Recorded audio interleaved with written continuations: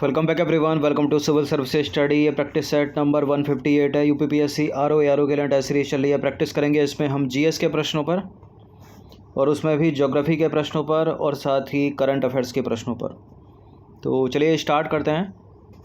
इस test series की playlist बना रखी है, वहाँ पर आप टेस्ट नंबर 1 से लेकर 158 तक पहुँच सकते हैं। डिस्क्रिप्शन बॉक्स में लिंक है उसका, और ये नंबर इस पर कॉल या व्हाट्सअप करके आप फुल टेस्ट सीरीज़ प्राप्त कर सकते हैं आरओ की, जो मिलेगी आपको पेड टेलीग्राम ग्रुप में।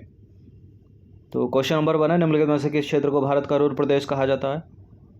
कर्नाटक का पठार, छोटा नागपुर का पठार, दक्कन ट्रैप या अरावली क्षेत्र? किस क्षेत्र को भारत का रुर प्रदेश कहा जाता है? इसका उत्तर है छोटा नागपुर का पठार, ऑप्शन नंबर बी।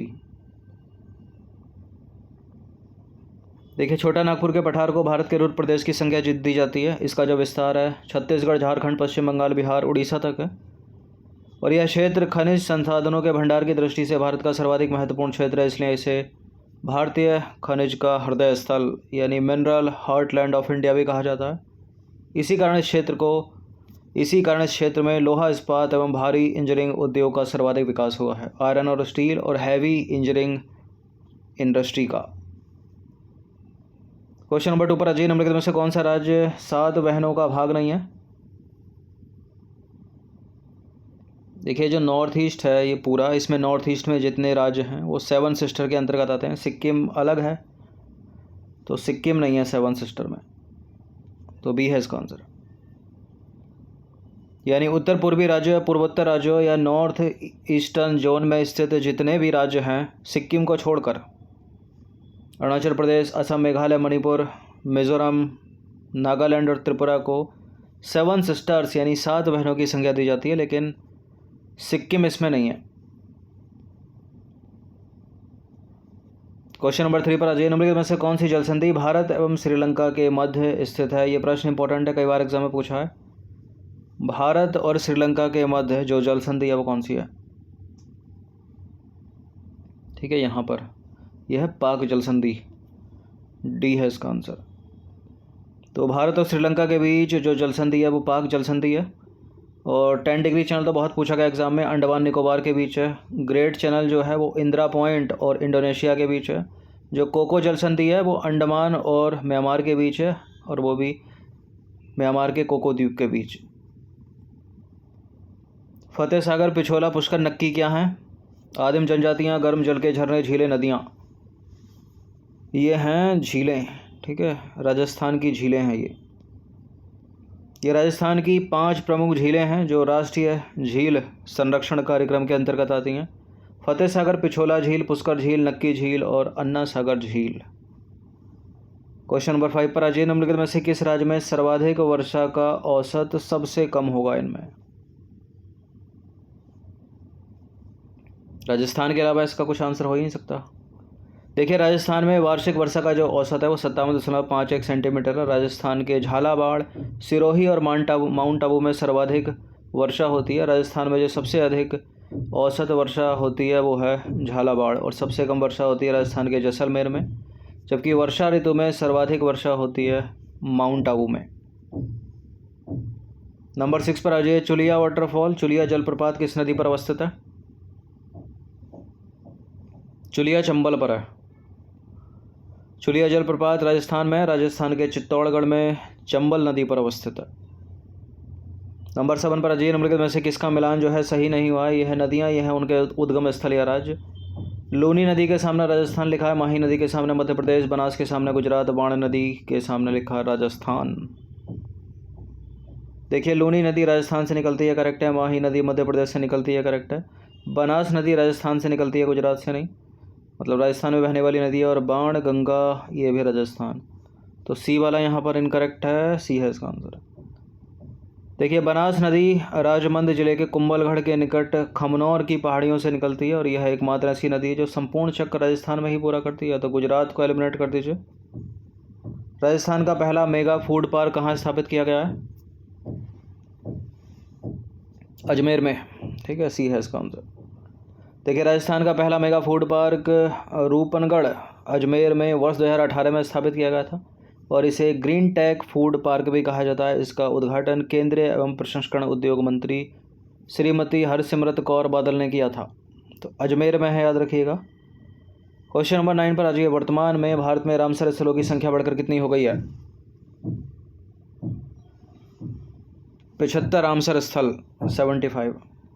देखिए वर्तमान में भारत में रामसर स्थलों की संख्या बढ़कर 75 हो गई है और तमिलनाडु में सबसे अधिक रामसर स्थल हैं, 75 में से 14 अकेले, और उसके बाद है उत्तर प्रदेश में 10।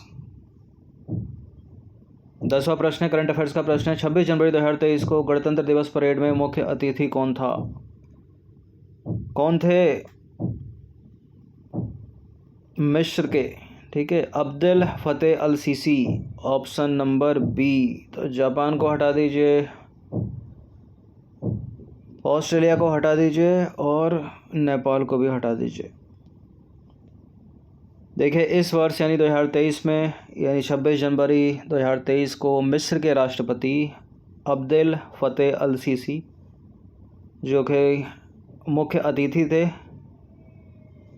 26 जनवरी पे होने वाली गणतंत्र दिवस की परेड में।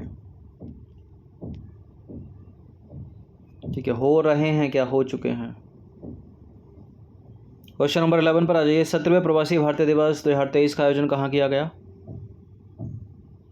ये किया गया है मध्य प्रदेश में, मध्य प्रदेश के इंदौर में। सी है इसका आंसर। भारत के विकास में प्रवासी भारतीय समुदाय के योगदान को चिन्हित करने के लिए 9 जनवरी को प्रवासी भारतीय दिवस मनाया जाता है और प्रधानमंत्री ने मध्य प्रदेश के इंदौर में 3 दिवसीय 17वें प्रवासी भारतीय दिवस सम्मेलन और स्वतंत्रता संग्राम में प्रवासी भारतीयों के योगदान पर एक डिजिटल प्रदर्शनी का उद्घाटन किया। इस अवसर पर उन्होंने एक स्मारक डाक टिकट सुरक्षित जाएं प्रशिक्षित जाएं भी जारी किया। क्वेश्चन नंबर 12 पर आ जाइए। समाचारों में रहने वाली E2025 जो पहल है उसका संबंध किससे है? मलेरिया से, HIV से, डायबिटीज़ से, हृदय रोगियों से। E2025 पहल ये मलेरिया से संबंधित है, ये है इसका आंसर। और हाल ही में चीन को मलेरिया मुक्त देश घोषित किया गया है। देखिए E2025 विश्व स्वास्थ्य संगठन यानी WHO की एक विशेष पहल है जिसके अनुसार 25 देशों की पहचान की गई है जिन्हें वर्ष 2025 तक मलेरिया मुक्त बनाना है। और हाल ही में चाइना को यानी चीन को मलेरिया मुक्त देश घोषित किया गया है। नंबर 13 पर आ जाइए। आदि गुरु शंकराचार्य की समाधि कहाँ पर है? उत्तराखंड में, उत्तर प्रदेश में, उत्तर प्रदेश उत्तराखंड। आदि गुरु शंकराचार्य की जो समाधि है वो है उत्तर प्रदेश में। उत्तर प्रदेश में कहाँ पर है? उत्तर प्रदेश में है ये केदारनाथ में। और जन्म कहाँ हुआ था इनका? केरल में। देखिए आदि गुरु शंकराचार्य का जन्म 788 ईस्वी में कोच्चि केरल के पास कलाड़ी नामक स्थान पर हुआ था। 33 वर्ष की आयु में उन्होंने केदारनाथ तीर्थ में समाधि ली, अतः सही उत्तर डी होगा। नंबर 14 पर आ जाइए। भारतीय सुदूर संवेदन संस्थान यानी Indian institute of remote sensing कहाँ पर स्थित है? ये वहीं पर स्थित है जहाँ पर FRI स्थित है, यानी फॉरेस्ट रिसर्च इंस्टीट्यूट है ना, वहीं पर यह है। उत्तराखंड के देहरादून में स्थापित भारतीय सुदूर संवेदन संस्थान भारत सरकार के अंतरिक्ष विभाग के राष्ट्रीय सुदूर संवेदन केंद्र के अंतर्गत एक प्रमुख प्रशिक्षण एवं शिक्षण संस्थान है। इसकी स्थापना हुई थी 1966 में। करंट अफेयर्स का इंपॉर्टेंट प्रश्न है। 32वां व्यास सम्मान किसे दिए जाने की घोषणा की गई है? 32वां व्यास सम्मान दिए जाने की घोषणा की गई डॉक्टर ज्ञान चतुर्वेदी को। ऑप्शन नंबर बी है इसका आंसर। देखिए 9 मार्च 2023 को हिंदी साहित्य के प्रसिद्ध लेखक डॉक्टर ज्ञान चतुर्वेदी को यह सम्मान प्रदान किए जाने की घोषणा की गई। उन्हें यह सम्मान उनके उपन्यास पागल खाना के लिए दिया गया और यह सम्मान वर्ष 1991 में के बिड़ला फाउंडेशन द्वारा स्थापित किया गया था। अच्छा, पहला किसको दिया गया था? रामविलास शर्मा को 1991 में प्रदान किया गया था। नंबर 16 पर आ जाइए। अंतर्राष्ट्रीय बुकर पुरस्कार 2023 का विजेता कौन है?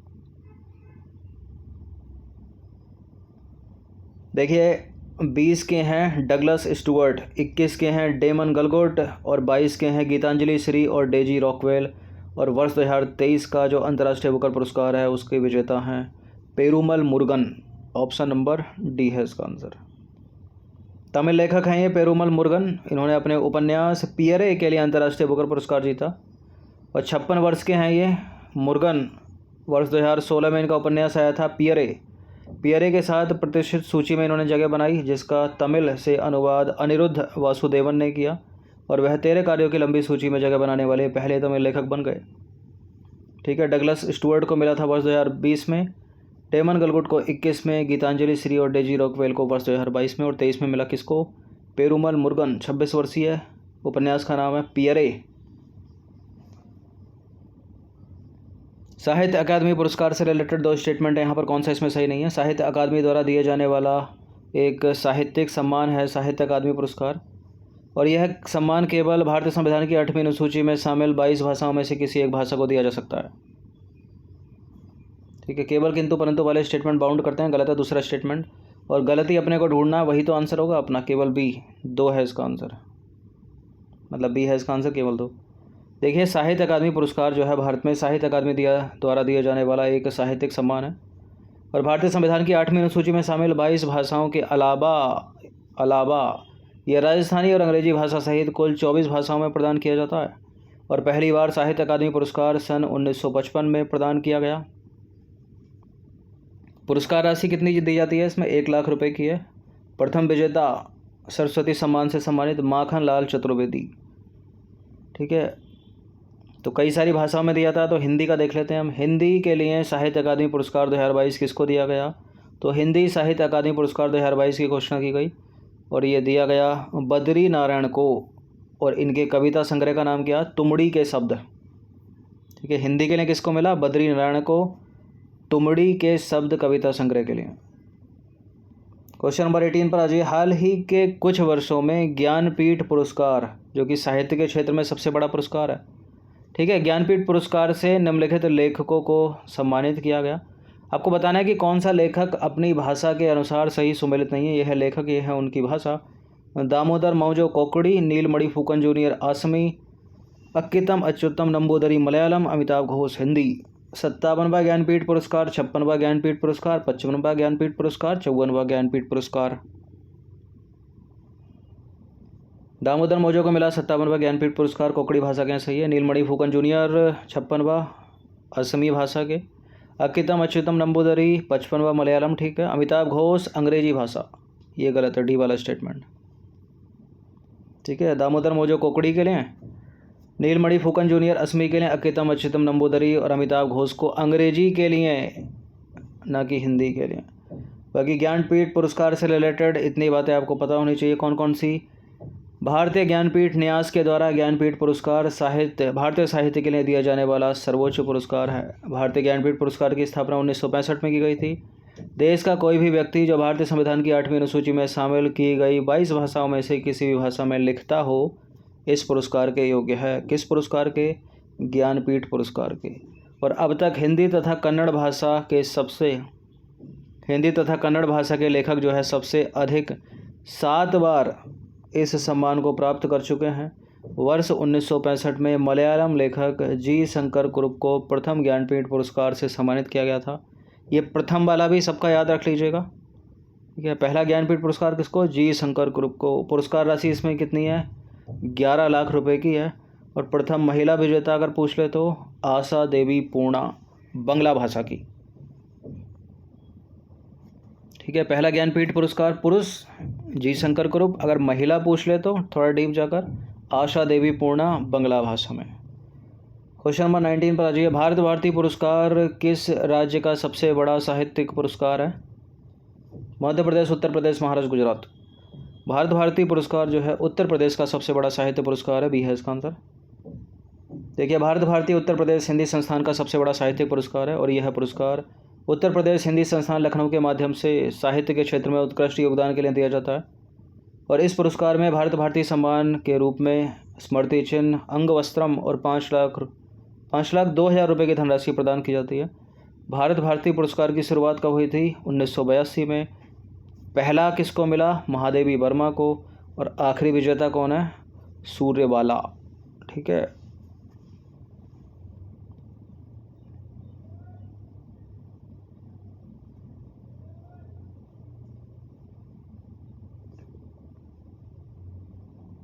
चलिए क्वेश्चन नंबर 20 पर आ जाइए। वर्ष 2022 का सरस्वती सम्मान रामदरस मिश्र को उनके किस उपन्यास या कविता संग्रह के लिए दिया गया? अब सरस्वती सम्मान पे सवाल है।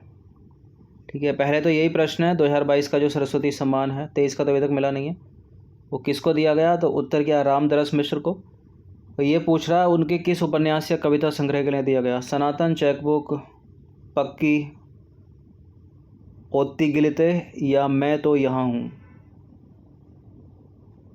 वर्ष 2022 का सरस्वती सम्मान रामदरस मिश्र को उनके कविता संग्रह मैं तो यहाँ हूँ के लिए दिया गया। ए है इसका आंसर।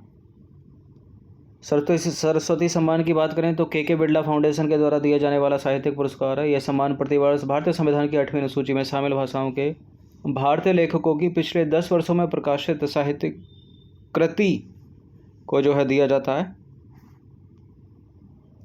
ये तालिका बड़ी इंपॉर्टेंट है, ठीक है। 21-22 का किसको, 20 का किसको, 19 का किसको, 28 का किसको। साहित्यकार का नाम, कृति, उपन्यास या काव्य। तो रामदरस मिश्र को मिला 21-22 का, ठीक है। मैं तो यहाँ हूँ उनके कविता संग्रह के लिए। 2020 का मिला शरण कुमार लिम्बाले को सनातन के लिए। और 2019 में मिला था वासुदेव मोही को चेकबुक के लिए, सिंधी भाषा की कहानी थी। के शिवा रेड्डी को 2018 का मिला पक्की ओती गिलिते कविता संग्रह है, ठीक है। ना के बराबर है इन तीनों के पूछे जाने की संभावना। ये पहले ही याद रखिएगा, सबसे नया वाला ही पूछेगा। रामदरस मिश्र 2022 21-22 का मैं तो यहाँ हूँ कविता संग्रह का नाम है, ठीक है। तो 20 प्रश्न थे इसमें, 10 प्रश्न थे करंट अफेयर्स के, 10 प्रश्न थे ज्योग्राफी के। इनकी प्रैक्टिस 1 से 2 बार कर लीजिएगा। धन्यवाद।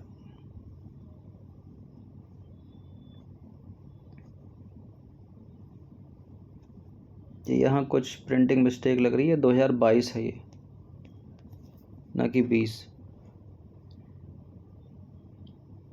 बाकी इन सभी टेस्ट की या फुल टेस्ट PDF सीरीज़ प्राप्त कर सकते हुए नंबर इस पर कॉल या व्हाट्सएप करके। धन्यवाद।